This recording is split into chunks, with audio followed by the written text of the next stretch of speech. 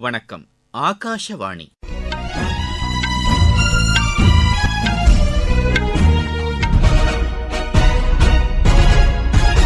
செய்திகள் வாசிப்பவர் மணி துரைசாமி. தலைப்புச் செய்திகள்: மக்களவைத் தேர்தலில் வரும் 26ஆம் தேதி வாக்குப்பதிவு நடைபெறவுள்ள இரண்டாம் கட்ட தேர்தலுக்கான பிரச்சாரம் தீவிரமடைந்துள்ளது. 2047ஆம் ஆண்டுக்குள் வளர்ச்சியடைந்த பாரதத்தை உருவாக்க வேண்டும் என்ற நோக்கில் பிஜேபி செயல்பட்டு வருவதாக அக்கட்சியின் மூத்த தலைவர் திருமதி நிர்மலா சீதாராமன் கூறியுள்ளார். பிஜேபி அளித்த வாக்குறுதியின்படி அனைத்து மாநிலங்களிலும் எய்ம்ஸ் மருத்துவமனைகள் இன்னும் நிறுவப்படவில்லை என்று காங்கிரஸ் மூத்த தலைவர் திரு சித்தராமையா தெரிவித்துள்ளார். மக்களவைத் தேர்தலில் தமிழகத்தில் மொத்தம் 69.46% வாக்குகள் பதிவானதாக தேர்தல் ஆணையம் மதிப்பீடு செய்துள்ளது. ஷென்ஷென் சர்வதேச மகளிர் டென்னிஸ் போட்டியில் இந்தியா நெதர்லாந்து இணை பட்டம் வென்றது. இனி விரிவான செய்திகள். மக்களவைத் தேர்தலுக்கான இரண்டாம் கட்ட வாக்குப்பதிவு நடைபெறும் தொகுதிகளில் அரசியல் கட்சிகள் தீவிர பிரச்சாரத்தை தொடங்கியுள்ளன. கர்நாடகா, கேரளா, குஜராத் உள்ளிட்ட 13 மாநிலங்களில் உள்ள 89 தொகுதிகளில் வரும் 26ஆம் தேதி வாக்குப்பதிவு நடைபெறவுள்ளது.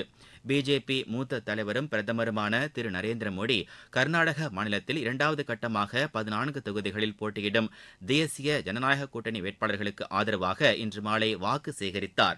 அப்போது பேசிய அவர், மக்களவைத் தேர்தலில் முதல்கட்ட வாக்குப்பதிவு வளர்ச்சியடைந்த பாரதத்தை பிரதிபலிக்கும் வகையில் அமைந்ததாக கூறினார். ஷெட்யூல்டு வகுப்பினர் மற்றும் பழங்குடியினர் மற்றும் இதர பிற்படுத்தப்பட்ட வகுப்பைச் சேர்ந்த மாணவர்கள் அதிக அளவில் உயர்கல்வியில் சேர்ந்திருப்பதாக அவர் குறிப்பிட்டார். கடந்த 10 ஆண்டுகளில் இந்த பிரிவுகளைச் சேர்ந்த மக்கள் மத்திய அரசின் நலத்திட்டங்களால் அதிகம் பயனடைந்திருப்பதாகவும் அவர் தெரிவித்தார்.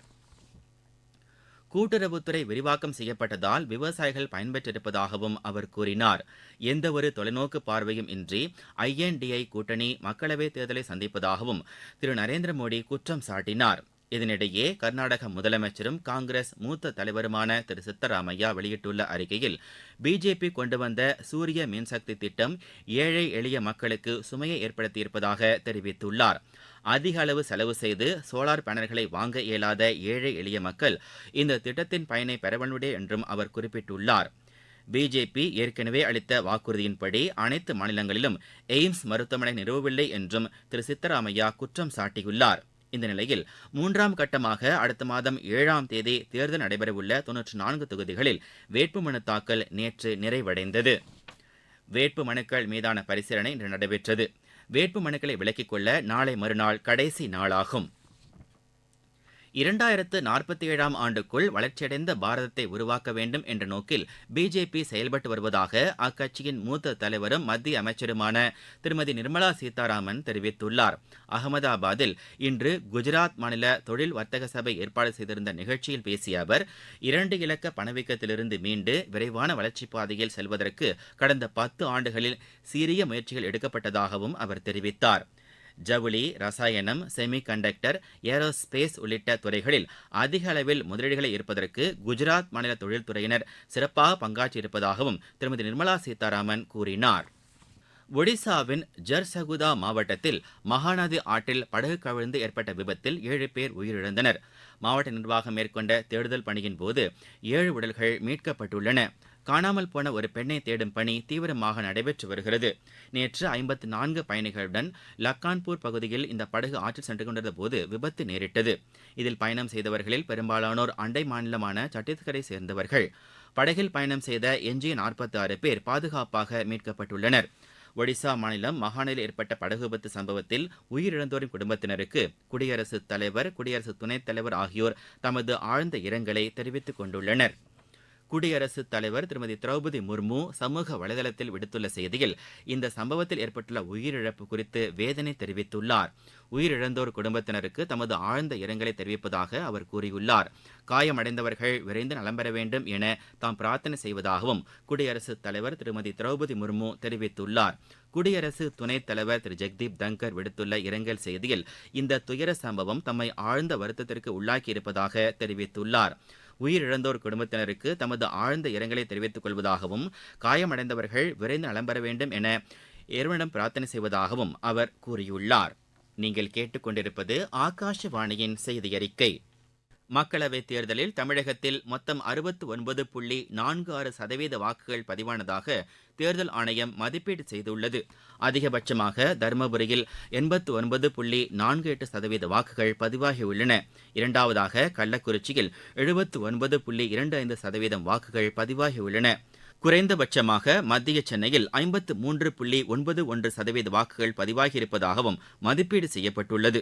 தமிழகத்தில் நேற்று நடைபெற்ற மக்களவைத் தேர்தலில் பதிவான வாக்குகள் அடங்கிய மின்னணு வாக்குப்பதிவு எந்திரங்கள் அந்தந்த மாவட்டங்களில் உள்ள மையங்களில் பாதுகாப்பாக வைக்கப்பட்டுள்ளன. மதுரை மக்களவைத் தொகுதியில் வாக்குப்பதிவுக்கு பயன்படுத்தப்பட்ட மின்னணு வாக்குப்பதிவு எந்திரங்கள் அனைத்தும் மதுரை மருத்துவக் கல்லூரியில் பலத்த கண்காணிப்புடன் வைக்கப்பட்டிருப்பதாக எமது செய்தியாளர் கூறுகிறார். மதுரையில் நடைபெற்ற நாடாளுமன்ற தேர்தலில் பயன்படுத்தப்பட்ட வாக்குப்பதிவு இயந்திரங்கள் அனைத்தும் பலத்த காவல்துறை பாதுகாப்புடன் வாக்கு எண்ணும் மையமான மதுரை அரசு மருத்துவக் கல்லூரியில் வைக்கப்பட்டுள்ளது. மதுரை நாடாளுமன்ற தொகுதியில் 1573 வாக்குச்சாவடி மையங்களில் பயன்படுத்தப்பட்ட சுமார் 3000க்கும் மேற்பட்ட வாக்குப்பதிவு இயந்திரங்கள் முகவர்கள் முன்பு அதிகாரிகள் சீல் வைத்து பலத்த பாதுகாப்புடன் ஆயுதம் தாங்கிய காவலர்கள் பாதுகாப்புடன் கொண்டு வரப்பட்டன. அதற்கான அறைகளில் பலத்த பாதுகாப்புடன் வைக்கப்பட்டுள்ளது. மேலும் வாக்குப்பதிவு இயந்திரங்கள் வைக்கப்பட்டுள்ள வளாகம் மற்றும் முக்கிய பகுதிகளில் எங்கும் கண்காணிப்பு கேமராக்கள் பொருத்தப்பட்டுள்ளன. மேலும் ஆயுதம் தாங்கிய காவலர்கள் 24 மணி நேரம் சுழற்சி முறையில் பாதுகாப்பு பணியில் ஈடுபட்டு வருகின்றனர். மதுரையிலிருந்து எஸ். ரகுராஜா. அண்மையில் கொண்டுவரப்பட்டுள்ள புதிய குற்றவியல் நடைமுறை சட்டங்கள் மாற்றத்தை கொண்டு வந்து நாட்டை வளர்ச்சிப் பாதையில் கொண்டு செல்லும் என்று உச்சநீதிமன்ற தலைமை நீதிபதி திரு சந்திரசூட் கூறியுள்ளார். புதுதில்லியில் நடைபெற்ற கருத்தரங்கு ஒன்றில் உரையாற்றிய அவர், நடைமுறையில் இருந்த குற்றவியல் நீதி கட்டமைப்பை முற்றிலுமாக சீரமைக்கும் வகையில் 3 புதிய குற்றவியல் சட்டங்களும் அமைந்திருப்பதாக குறிப்பிட்டார். தற்கால சூழ்நிலைக்கு ஏற்ப நீதி கட்டமைப்பை இந்த சட்டங்கள் மாற்றி அமைத்திருப்பதாகவும் அவர் கூறினார். செயற்கை நுண்ணறிவு உள்ளிட்ட தொழில்நுட்பங்களை பயன்படுத்தி குற்றவாளிகளுக்கு விரைவாக தண்டனை பெற்றுத் தருவதற்கு வழி காணப்பட்டிருப்பதாகவும் அவர் கூறினார். சிறப்பான இந்த சட்டங்களுக்கு நாட்டு மக்கள் ஒத்துழைப்பு தர வேண்டும் என்றும் தலைமை நீதிபதி திரு சந்திரசூட் கேட்டுக் கொண்டுள்ளார். அந்நிய செலாவணி ஆன்லைன் வர்த்தக முறைகேடு தொடர்பாக அமலாக்கப் பிரிவினர் மும்பை, சென்னை, கொல்கத்தா, தில்லி ஆகிய இடங்களில் சோதனை மேற்கொண்டனர். இந்த சோதனையில் 2,70,00,000 ரூபாய் மதிப்பிலான வங்கி முறைகேடுகள் கண்டறியப்பட்டிருப்பதாக அமலாக்கத்துறை இன்று வெளியிட்டுள்ள செய்திக்குறிப்பில் தெரிவிக்கப்பட்டுள்ளது.